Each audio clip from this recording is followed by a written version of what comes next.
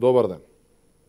Почитувани, бледите и стерилни пресконференции на Заев не може да ја покријат трагедијата што и се случува на Република Македонија изминатите 14 на месеци.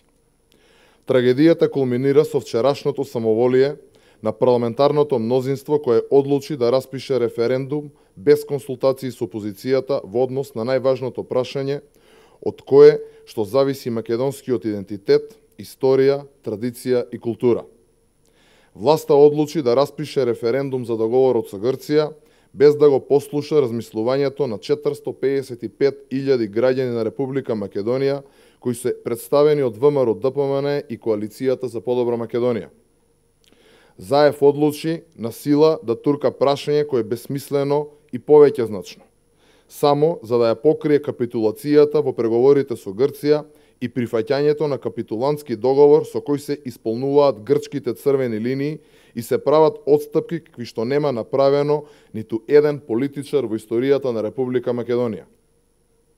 Доколку имаше трошка вистина во тоа што го говори и доколку беше убеден дека договорот со Грција го штити македонскиот идентитет, името, јазикот, историјата, националноста, традицијата и културата, Заев немаше да се обиде да ги манипулира граѓаните со непрецизно и двосмислено прашање кое што е спротивно на Законот за референдум и Уставот на Република Македонија.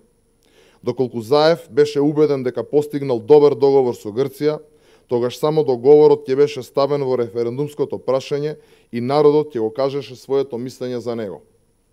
Почитувани, вистината е сосема спротивна. Договорот со Грција е капитулантски и штетен. Затоа Заев мора да го покрива со манипулации и да игра на картата на стремежот на граѓаните, а тоа е Република Македонија да биде дел од Европската унија и НАТО.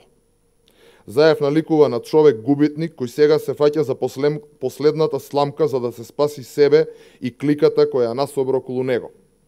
Граѓаните не сакаат и нема да дозволат олицетворение на вредностите кои ги представуваат ЕУ и НАТО во земјава да бидат Заев, Вице, Кочо Андјушев или Радмила Шекеринска.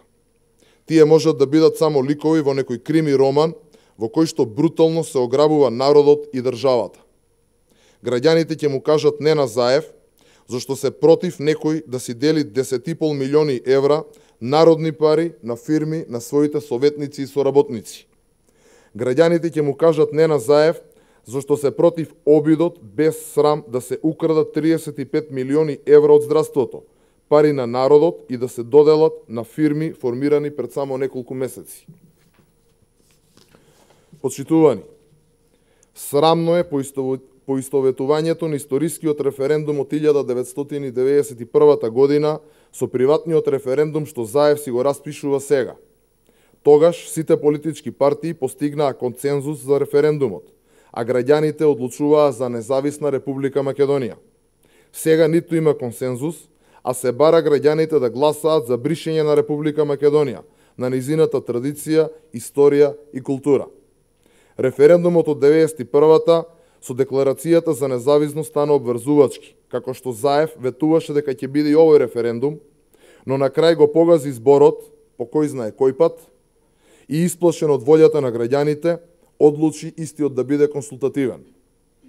Заев, доста ги манипулирате и лажете граѓаните. Доколку референдумот не успее, тие очекуваат да си заминете од политиката, онака како што ветивте, а не да си смислувате автентични толкувања и одговорноста за реализација на капитулантскиот договор да ја префрлате на институциите. Зоран Заев, вие сте единствени тие што ја попречуваат подобрата иднина на нашите граѓани. Вашето владење е синоним за корупција, криминал, неспособност и брутална партизација на институциите, на судството. Што побрзо си заминете, толку подобро и за државата и за граѓаните. Ви благодарам.